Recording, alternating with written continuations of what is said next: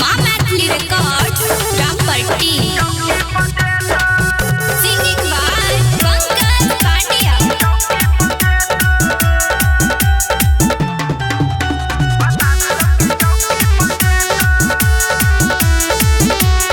मुंड बनल छे कुछ नहीं बतिए तो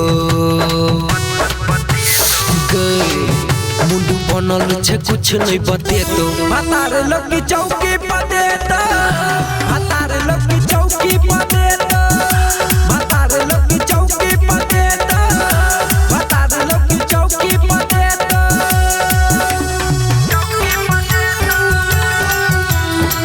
माँ मैथिली रिकॉर्ड्स रामपट्टी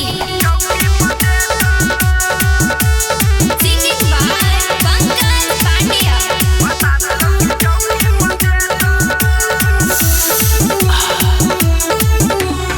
लाली को दे तो कमर तोरा भले खुल तो सारी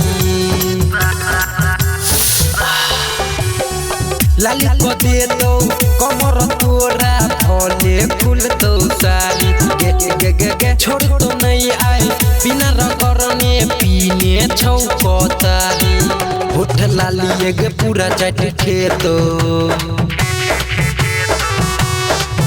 होठ लाली एक पूरा चट खेतो हतार लगी चौकी पदे तो हतार लगी चौकी पदे तो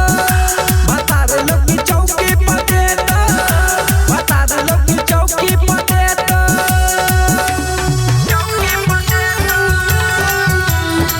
Maa Maithili Records Rampatti singing by Pankaj Pandya.